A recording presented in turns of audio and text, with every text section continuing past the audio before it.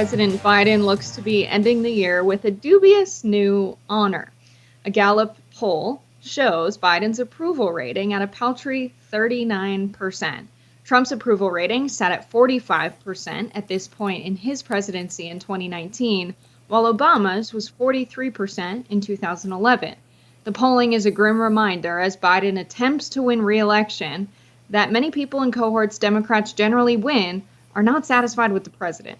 A new Morning Consult poll shows that Trump now leads Biden among 18 to 24-year-olds. Worse still for President Biden, he's bleeding support amongst Black and Hispanic voters. Trump also maintains a narrow edge among independents. This comes as Trump has gotten a big boost from his high-profile removal from Colorado's ballot. Conservative commentator Charlie Kirk posted on X that 7 in 10 Americans believe that Trump's 4 indictments are political. Nearly 6 in 10 believe Biden is involved, including 54% of Black people and 58% of Hispanics. The witch hunt of President Trump has backfired. Do you think there's some truth to that, Jessica? Certainly, going after Trump in this way has made him more popular among conservatives. It made him more likely to prevail. Maybe he was already very likely to prevail, but it crushed any momentum that DeSantis had going for him some months ago. The rallying around Trump on the right has been pretty remarkable.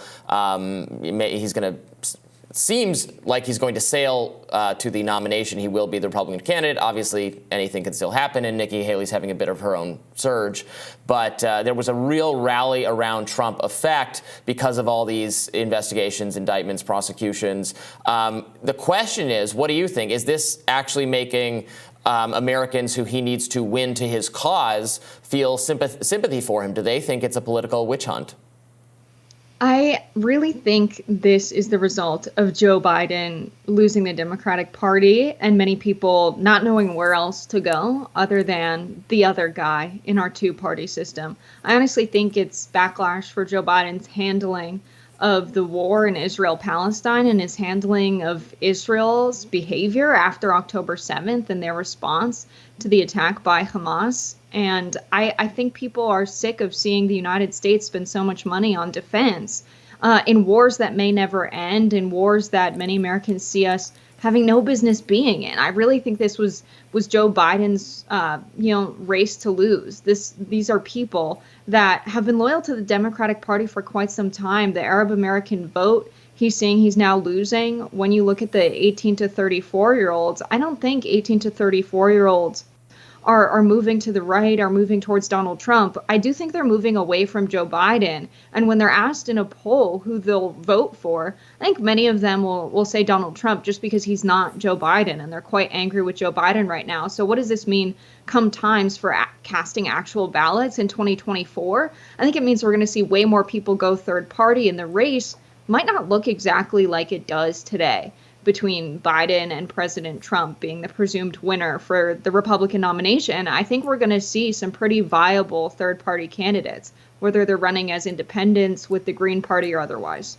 Yeah, that's the question. If people stay home, if people who voted for Joe Biden in 2020 either stay home or are interested in Robert F. Kennedy Jr. or Cornel West or the Green Party or the Libertarian Party, they don't. You're exactly right. They don't have to actually vote for Trump. They just have to not vote for Biden. If Trump keeps his coalition together and there's fatigue and there's frustration that Americans are feeling, I think for some of the reasons you point out, assuredly, I think even if you have pro-Israel political convictions, you might still wonder why the top priority of the U.S. government is to fund other nations' security expenses at all costs. Unthinkingly, it's easy for the government always to allocate more funding abroad at a time when Americans are really suffering, and it's their tax dollars. And I think a lot of people feel like they pay into this system. They pay a lot into this system, and they don't get anything out of it, or they don't get enough out of it.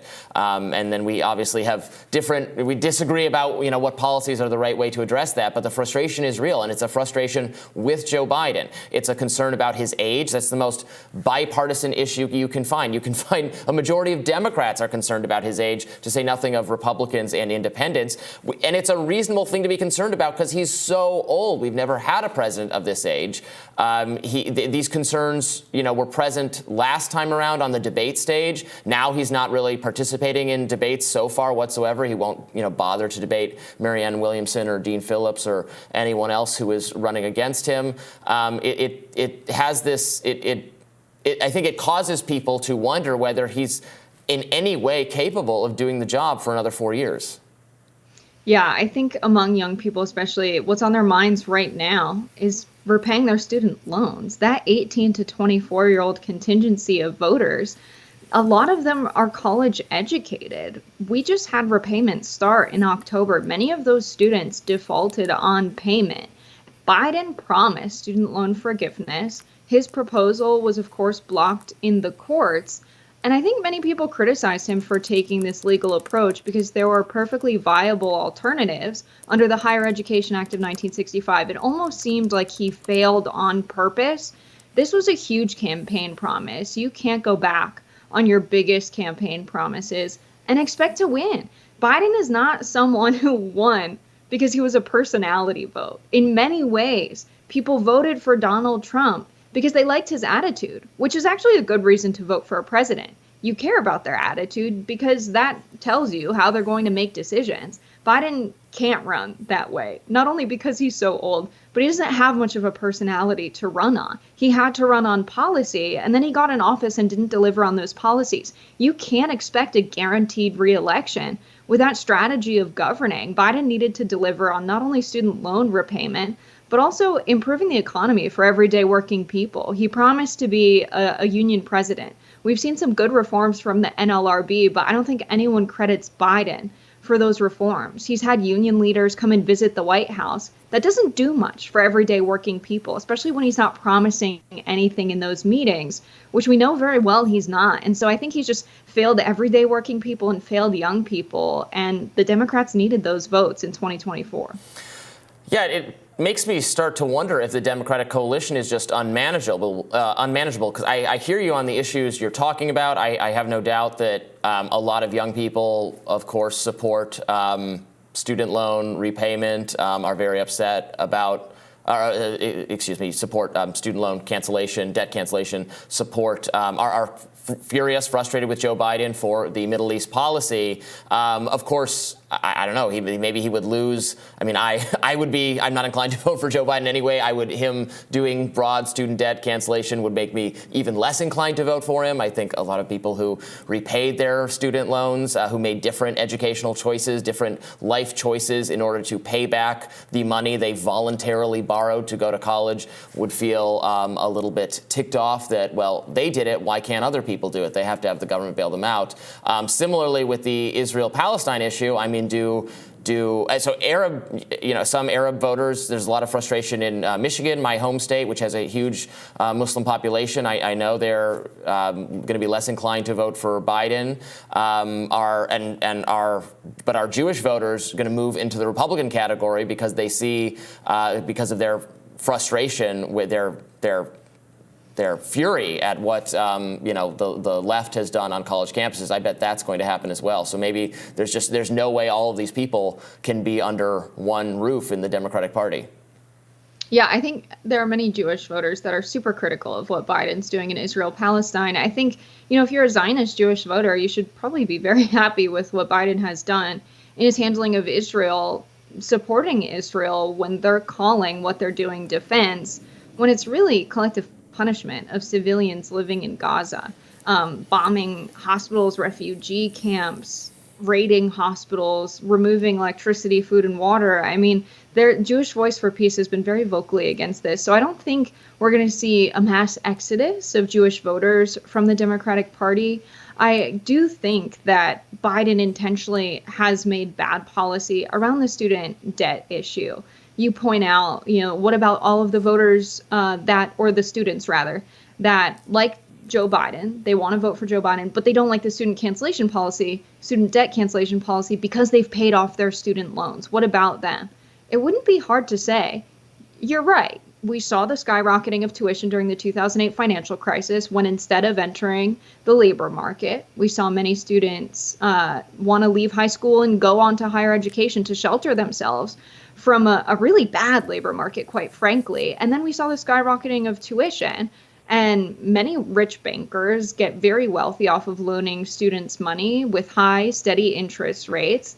And we saw the rise of for-profit colleges. So this was a money-making scheme for a group of people. The students that paid off their loans or worked really hard and paid tuition as they were attending school, which was a really difficult thing to do, they should just get a tax credit in that amount to make them whole again. Making the policies not hard, which is why I really think Biden has made bad policies on purpose. It's very clear who he's serving. He's serving, the neoliberal capitalist establishment, the same people that want to make, a bunch of money off of the political system existing as it is, having education privatized so a few people benefit and profit, while the majority of us struggle to get by and struggle to get an education when we want one. So I think, Biden's failures are really deep. And there's a whole group of non-voting people that have lost faith in the political system because of leaders like Biden who have done precisely this. And so really what we need is someone who's going to capture those voters, because I think they're ready for the taking. And the flip-flopping between Trump and Biden, who are two very different candidates, shows that there are a group of people that have political views that are not really represented by either of them. Yes, both very old, both very flawed, and but it shows the power of the two-party duopoly to foist upon all Americans choices that so many millions of people are frustrated that it's this binary. But it's not actually a binary. There are other candidates, and perhaps people can take a look at what policy programs they are offering. We'll have more Rising right after this.